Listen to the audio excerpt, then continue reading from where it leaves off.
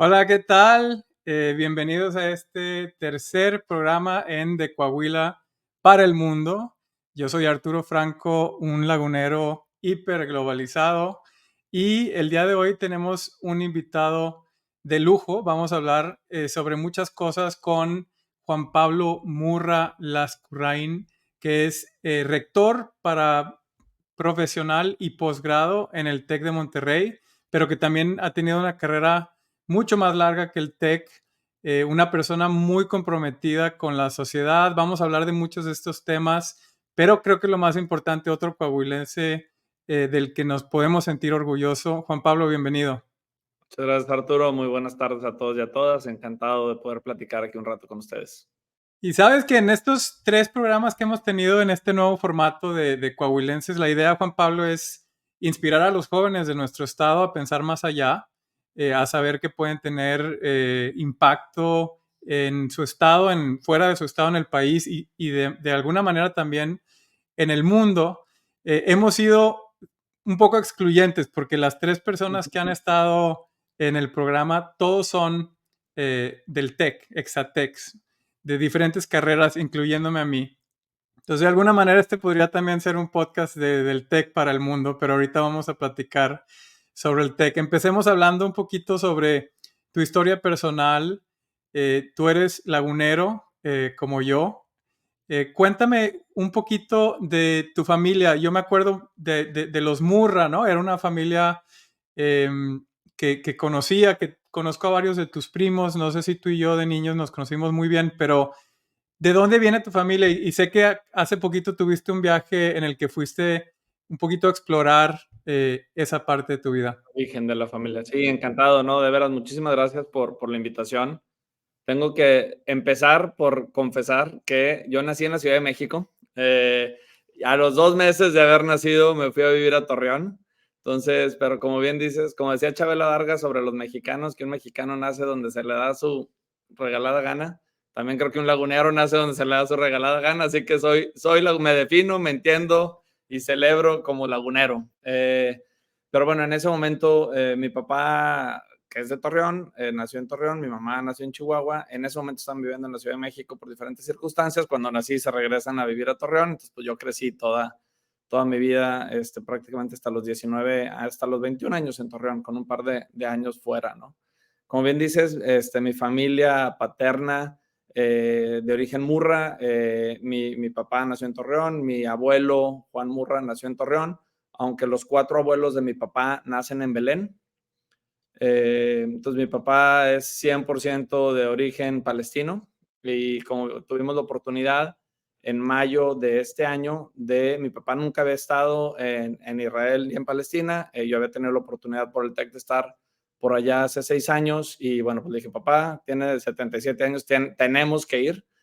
Afortunadamente creo que lo hicimos a tiempo y tuvimos la oportunidad de pasar un par de días en Belén. Identificamos dónde estaba la casa de los abuelos de mi papá. Conocimos un centro de la diáspora palestina donde nos platican un poco de la historia de la región y de los palestinos que emigraron a diferentes partes del mundo, entre ellos a México y a Chile de manera importante, y descubrir un poco de los orígenes. Mi bisabuelo en 1908 por el lado Murra sale de Belén, se va a Francia, luego a Centroamérica y llega a Torreón.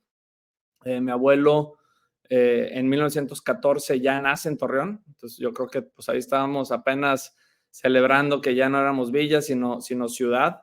Mi bisabuelo, Abraham Murra, decide quedarse en Torreón. Hay muchas teorías de por qué. Dicen que ayudó, que había higos, que había dátiles, que había uvas, un poquito se parecía a su tierra y decide quedarse. La familia Murra somos muchos, casi todos siguen viviendo en Torreón, todos vienen de mi bisabuelo, un hermano y un tío, y de ahí venimos pues esta familia de migrantes. Yo me gusta platicar, mi abuelo pues no terminó o sea, no estudió ni la secundaria completa, y desde muy temprana edad, 14, 15 años, empezó a comprar y vender cosas y se convirtió al final del día en un empresario exitoso que encontró en México pues, la posibilidad el sueño mexicano, por hacerlo así decirlo, ¿no? de ser un migrante que tenía poco a convertirse en un empresario relevante en la región y que nos dio muchas oportunidades a su familia. Qué historia tan increíble. No me quiero meter mucho en el tema político. Yo sé que pues es un tema que a todos nos tiene un poquito deprimidos. ¿Cómo está viviendo la familia este momento? Pregunta número uno. Y pregunta número dos, si quieres, para hablar de cosas un poquito más positivas. Estando allá en esa región, en Belén, ¿encontraste el feeling que sintieron tus familiares de por qué Torreón se parecía a esa región del mundo? Sí, con mucho gusto. Mira, pues la verdad, como bien dices, ¿no? La verdad, la situación que está pasando ahorita en Israel y Palestina es terrible. Los hechos que sucedieron terroristas por parte del grupo Hamas no tienen nombre y hay que condenarlos de manera muy importante, pero el hecho de que condenemos los actos violentos y barbáricos de un lado, pues no significa que se justifique todo lo que se está haciendo a veces por parte del gobierno de Israel, pero bueno, creo que hay temas, digo, más que justificar, creo que no es el término correcto. O sea, creo que es doloroso lo que está pasando con el pueblo palestino. Depende de quién le preguntes, más de 5,000 muertos ya por los bombardeos. El liderazgo palestino de Hamas ha sido terrible y ha puesto a su pueblo en una situación muy, muy, muy difícil, muy compleja. Y pues las pérdidas de vidas humanas inocentes de cualquier raza, color, nacionalidad son terribles y creo que deberíamos de trabajar todos juntos por buscar una paz y una prosperidad duradera para el pueblo de Israel y para el pueblo palestino. Cuéntame entonces de por Te qué cuento si se piensas pareció o no. que La verdad es que sí, digo, es una región semiárida, semidesértica, en donde sobre todo, pues lo que se cultiva, ¿no? De nuevo, olivos, el tipo de frutas, granadas, palmeras, higos, dátiles, pues se parece mucho. También, digo, pues obviamente en Torreón se come mucha comida árabe y allá disfrutamos de comida árabe y también, muchos de los apellidos que ves por Belén o los orígenes de muchos de los apellidos, pues son muchos de los apellidos de las familias palestinas en Torreón, ¿no?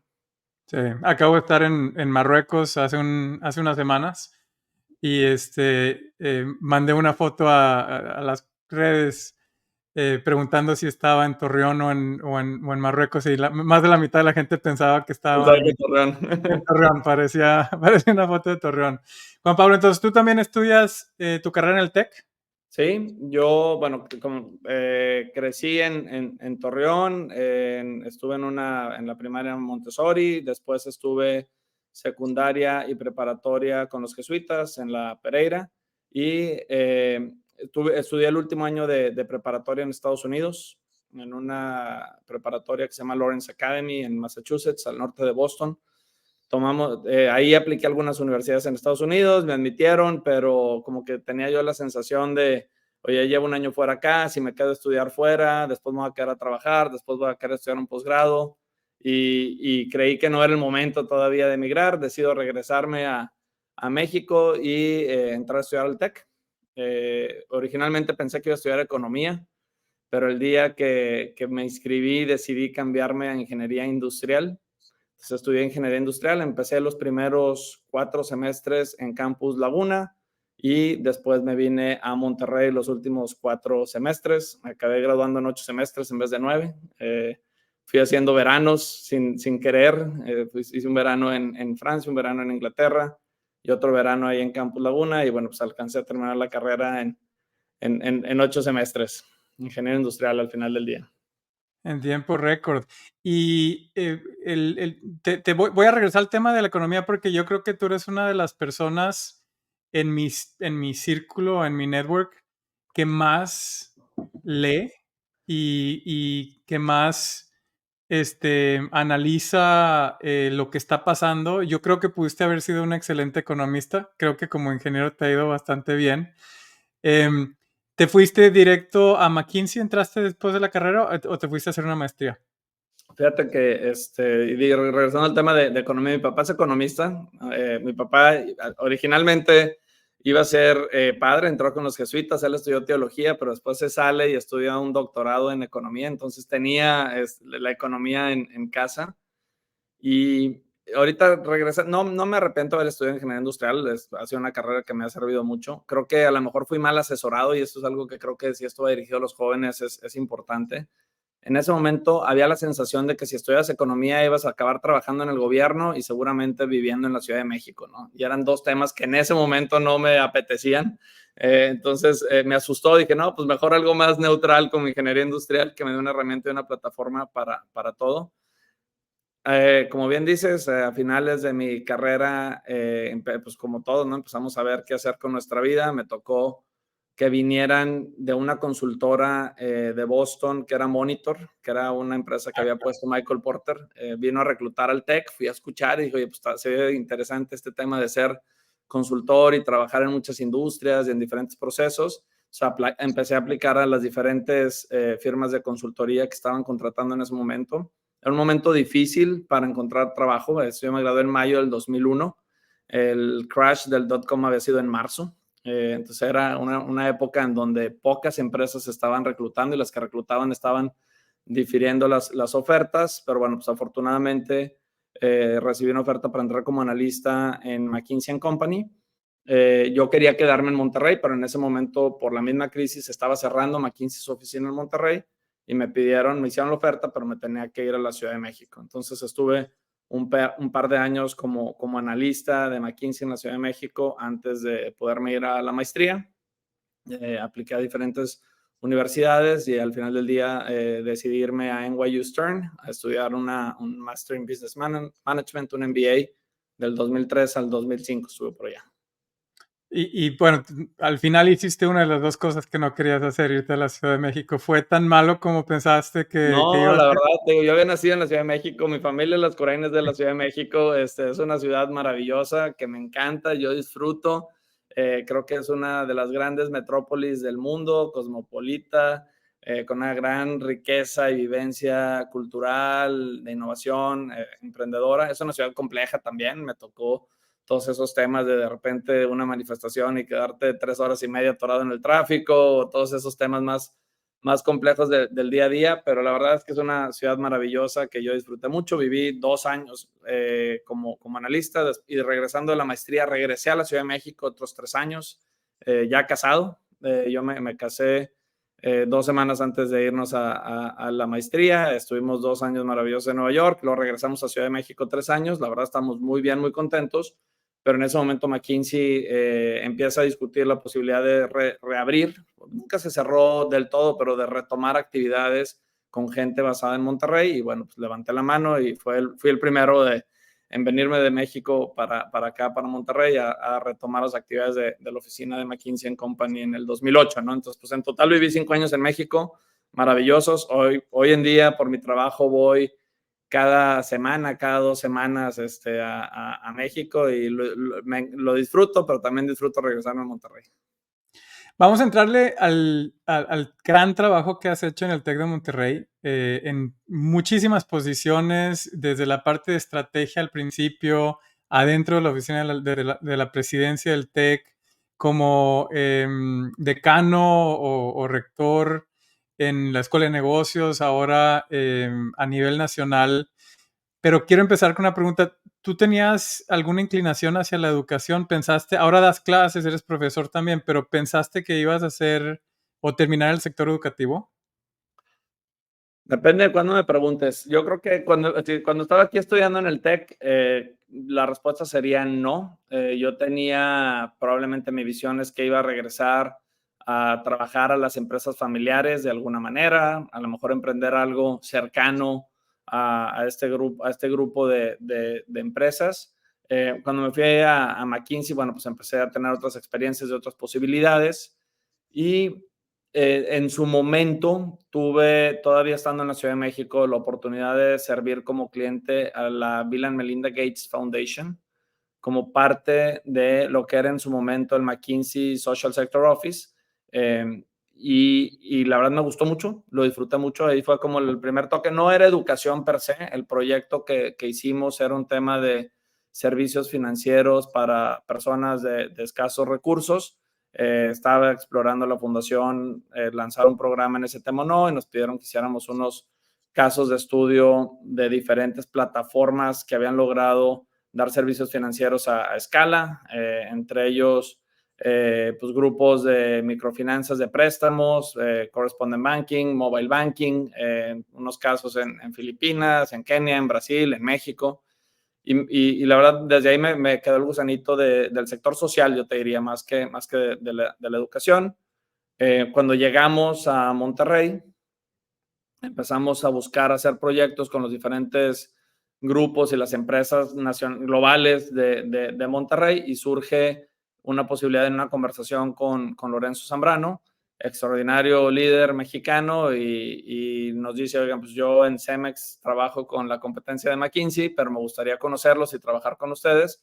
En ese momento era el presidente del Consejo del TEC, y nos dice, ¿por qué no me ayudan a definir qué tipo de investigación o cuál debería ser un modelo de investigación del Tecnológico Monterrey? Y le hicimos una propuesta y nos acabaron contratando para hacer un proyecto para el TEC, ¿no? Entonces, en ese momento fue una manera de regresar al TEC. Yo tenía a lo mejor 10, 11 años de haberme graduado, no había regresado al Tecnológico Monterrey. Se alinearon las estrellas de que pues, yo era el responsable aquí en la oficina de Monterrey, y era Exatec, y estuve en esa reunión, entonces me tocó coordinar ese proyecto. Nos fue bien, y entonces ese proyecto llevó a otro, y tuve la oportunidad de estar un par de años como consultor hacia el TEC, ¿no? ¿Y llegaste ya de tiempo completo como empleado del TEC en qué año? Fue en febrero del 2012. Ok.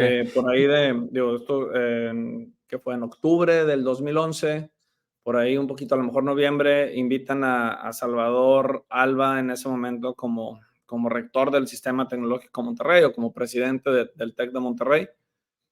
Me toca venirle a presentar pues, muchos de los proyectos que habíamos hecho como consultor, y yo creo que Salvador decidió que era más barato contratarme a mí que seguir contratando a McKinsey, o al menos que podía aportar valor de tiempo completo. La verdad, como bien dices, en ese momento pues yo llevaba ya 10, 11 años en McKinsey, me creía y me sentía como consultor, pero también por otro lado creo y genuinamente que no hay otra plataforma en el sector educativo, incluso yo te diría en el sector social en México, con las capacidades y la escala que tiene el Tecnológico Monterrey para poder tener una incidencia en México y en las comunidades en donde estamos, y ayudar a transformar este país, ¿no? Entonces, pues sí son de esas oportunidades que a lo mejor no andaba buscando puntualmente, pero se atravesó, y cuando la ves y ves el potencial, era difícil dejarla pasar.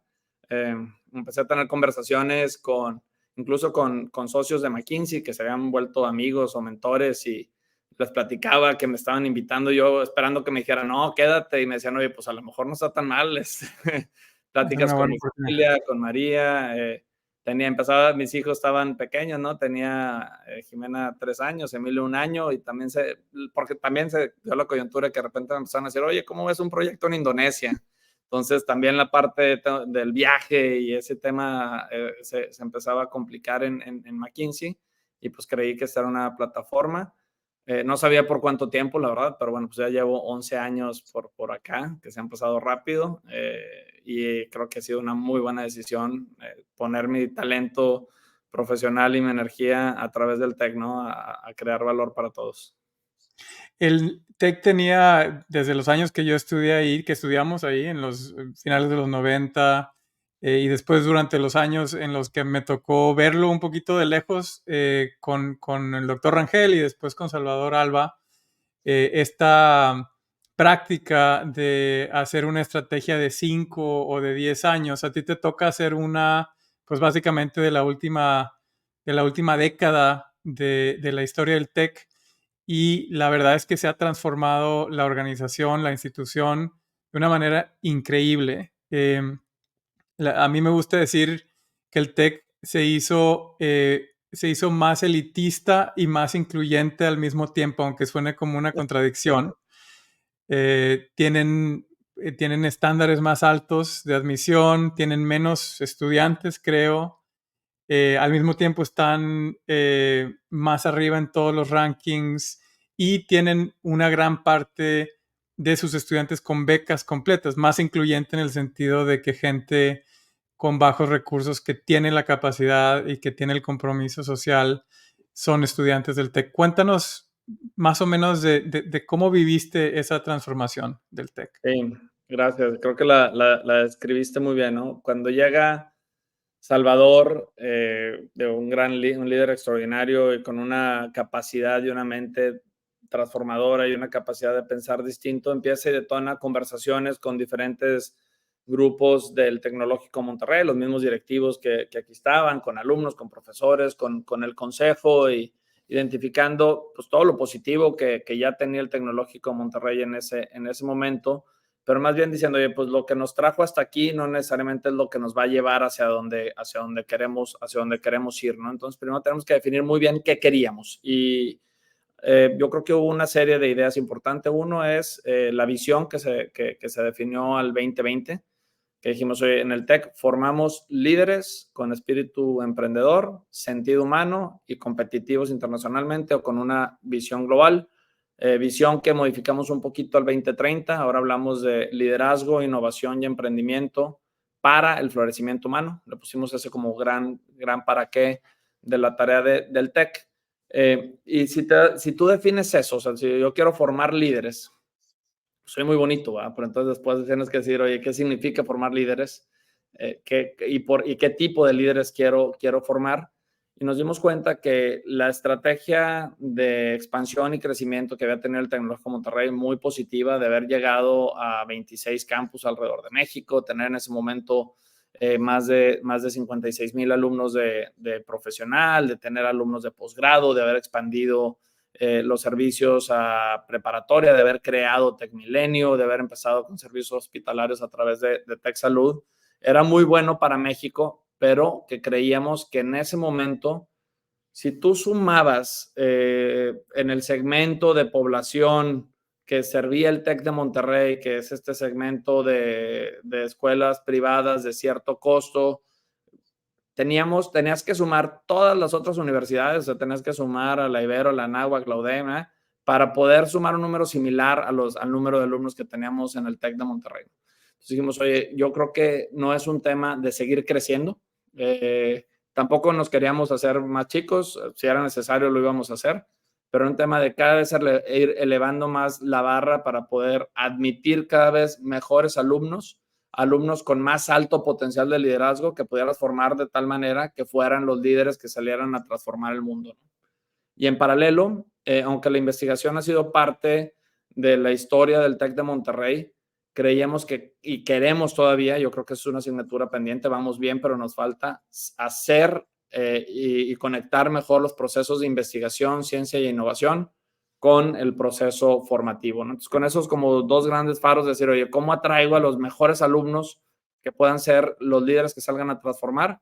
Modificamos nuestro proceso de admisión, creamos el programa Líderes del Mañana. También nos dimos cuenta que aunque 50% de los alumnos del TEC reciben algún tipo de beca, había una población muy grande que si la beca no era del 100%, el TEC ni siquiera era considerado. Se crea Líderes del Mañana, un programa que ya llevamos 11 generaciones. El último año, más de 20,000 personas empezaron su proceso de aplicación a Líderes del Mañana. Al final de todos los filtros y procesos y selecciones, se seleccionan alrededor de 220 mujeres y hombres extraordinarios con un gran potencial de liderazgo, que lo que tienen ahorita es, les decimos, es un problema de liquidez, no de pobreza.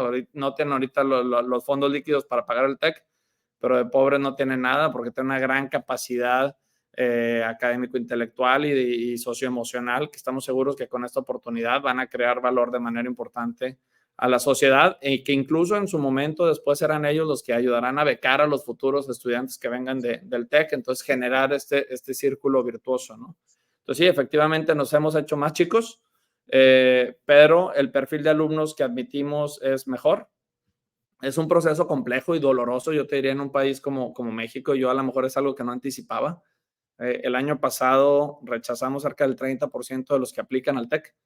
No es un gran número comparado con los números de las Ivy Leagues o de otras universidades en Estados Unidos. A lo mejor ya es comparable a algunas de media tabla, pero estoy yo recibiendo ahorita mensajes de personas que dicen, oye, un chavo que le echó ganas durante su prepa y por la pandemia no le fue bien en el examen de admisión, pero quiere estudiar en el TEC y el TEC no lo admite, ¿no? Así como esa otra parte compleja de la exclusión que se puede dar, pero sí creemos que al final del día es un justo medio y tenemos que irlo encontrando, pero sí buscar ser esa élite académica o esa élite de poder, de potencial de liderazgo, que no venga de si tienes los recursos o no, sino de si tienes las capacidades y el grit y el empuje para hacerlo, y juntarlos y darles las herramientas y una plataforma para que se desarrollen y después nos ayuden a crear valor a todos, ¿no? Pero sí ha A mí me sido gusta mucho, no, felicidades. Y digo, tú has sido una parte muy importante de todo este proceso cuando veo los números que a veces publican de dónde está el tech en los rankings globales. Yo creo que la gente no sabe. A ver, danos 2 o 3 números para que la gente se dé cuenta de lo que tenemos en México. Deberíamos de tener 10 o 20 Tec de Monterrey en México. Eso me lo dijo Salvador alguna vez, ¿no? Para que México se desarrolle. Pero bueno, tenemos uno. ¿Dónde está el Tec hoy a nivel mundial? Sí, mira, en los rankings globales hay casi todos, su principal fuente de información para ponerlos en una lista son las actividades de investigación, no solamente. Solo hay 2 universidades en el top 200. Para el estándar de México deberíamos de tener 10, 12, 14 universidades en el top 200. Uno de ellos es la UNAM, la otra es el Tecnológico Monterrey. Estamos alrededor del lugar 180. Si vemos dentro del ranking la parte de la opinión de los empleadores, o sea, ¿qué opinan los empleadores no solo de México, sino de todo el mundo sobre los egresados del TEC? Ahí somos la 23 del mundo. O sea, te habla de que lo que nos hemos dedicado principalmente, que es la formación, pues lo hacemos muy bien, y que lo mejor que tiene el TEC son sus egresados, como tú, que están en las mejores instituciones del mundo, alrededor del mundo, creando valor y creando impacto, ¿no? Nos falta, de nuevo, otra vez el tema de investigación, pero en la parte formativa creo que tenemos que estar muy orgullosos de lo que se ha logrado hasta ahorita. En la parte de investigación, a pesar de, si tú quitas todas las universidades públicas, porque casi en todos los lugares del mundo la investigación se fondea con recursos públicos, el TEC somos la 27 o 28 entre las privadas del mundo, incluyendo los temas de investigación. Desafortunadamente, pues aquí en México, Eso es comparar peras con peras, ¿no? Porque eso es como algo bien comprobable. dices, el gobierno mexicano le ha quitado todos los recursos que ha podido al sistema de investigación nacional.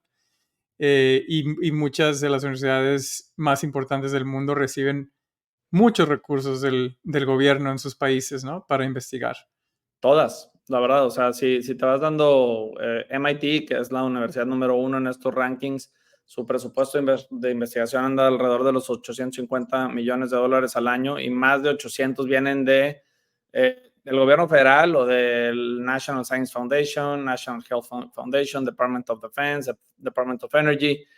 Si lo vemos en América Latina, incluso las universidades privadas sin fines de lucro, líderes en la región, adicional al TEC de Monterrey, está la Universidad Católica de Chile, recibe apoyos directos del gobierno federal, aparte de que tienen acceso a los fondos del CONACYT chileno, en fin, reciben apoyos múltiples de gobiernos. Universidad de los Andes en Colombia también recibe apoyo del gobierno federal, los gobiernos estatales, de su agencia de ciencias, y pues acá no es el caso, desafortunadamente, tristemente para los mexicanos, ¿eh? Y creo que es un No sé. tema, si me permites, digo, creo que es un error del gobierno federal no invertir más en ciencia y tecnología. Creo que lo que se invierte se podría invertir de mejor manera. Creo que la ciencia pues, no distingue si eres privado o público. Hay que hacer ciencia de calidad de donde venga, y creo que el gobierno debería buscar cómo fondearla, porque la ciencia al final es un valor público y genera conocimiento público. Se puede tener una estrategia de decir, oye, quiero que sean estos temas o de esta manera, pero discriminar no por calidad o por temas, sino por origen del empleador, creo que es un error importante, ¿no? Lo que también creo que vale la pena decir es, las empresas en México tampoco hacemos nuestra parte. O sea, las empresas en México invierten poco en innovación y desarrollo, y cuando sumas, pues como país invertimos menos de medio punto del PIB en innovación y ciencia, Y cuando vemos países como Corea, como Singapur, como Israel, que han destacado en las últimas décadas y que han tenido un crecimiento económico acelerado, pues es porque invierten en innovación y desarrollo y en educación. Está probado, puede ser el modelo. Y tenemos que ya tomarnos muy en serio esto del paso a la economía del conocimiento en México, ¿no? Por más nearshoring que nos llegue, no va a generar el desarrollo económico que necesitamos para salir de la media tabla. Eso es algo que el TEC ha estado impulsando muy bien con su visión. Juan Pablo, yo sé que no tienes mucho tiempo más, te decía, nos están mandando saludos en Twitter y en Facebook, estudiantes del TEC que te mandan a saludar. Te quiero hacer una última pregunta sobre el futuro de la educación. Estamos en medio de una revolución tecnológica, no solo con la inteligencia artificial, pero con muchas otras tecnologías que se están juntando.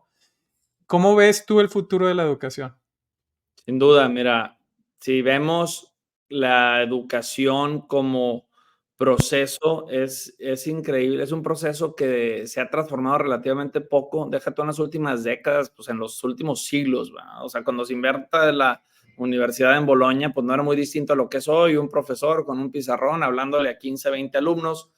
Hemos innovado en temas de educación a distancia y plataformas síncronas y asíncronas, pero conceptualmente pues no ha cambiado mucho. Y como bien dices, ahora tenemos tecnologías que nos invitan a pensar y a reimaginar una educación distinta en muchos frentes. Sigue siendo válido el concepto de un profesor inspirador en frente de un grupo de 25, 30 alumnos que tengan un debate enriquecido y que les ayude a ser la mejor versión de ellos mismos, pero eso pues va a ser un privilegio y a lo mejor un lujo para algunos cuantos que lo merezcan, pero si tú ves, en la educación tenemos tantos retos en México, en educación superior me voy a enfocar, deja tú en educación primaria o educación temprana, menos de la mitad, menos del 50% de los mexicanos en edad de estudiar educación superior tienen acceso, o sea, andamos por el 47%.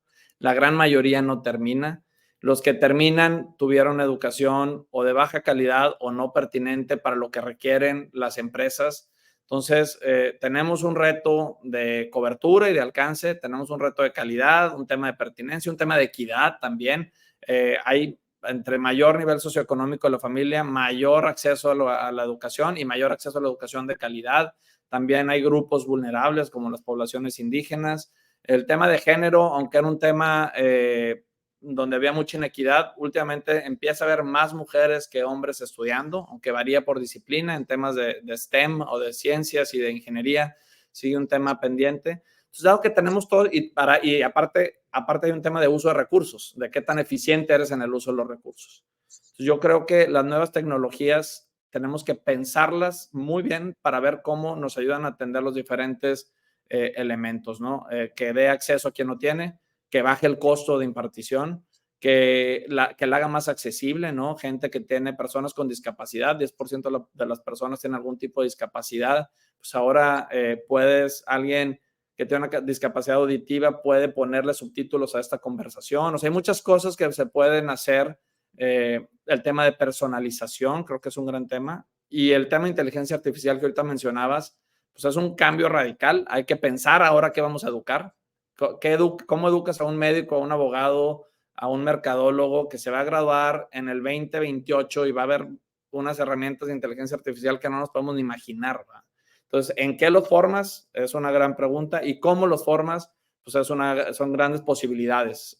Creo que como todo en esta vida, ¿no? En su momento, cuando se inventó el libro y la escritura, escandalizó a los que pensaban que toda la educación tenía que ser de memoria y oral, y cuando se inventó la imprenta y cuando se inventó el internet, y pues ahora nos toca a nosotros ver cómo utilizamos de mejor manera esta herramienta. Yo creo que viene un futuro brillante para la educación. El proceso va a ser complicado los próximos años, pero pues yo creo que tenemos que encontrar en México también qué universidades y qué actores queremos ser protagonistas de esta nueva era de la educación, ¿no? Juan Pablo, como dijiste al principio, el ingeniero Zambrano te invitó a hacer un proyecto chiquito, ¿no? De cómo podían hacer mejor investigación en el TEC.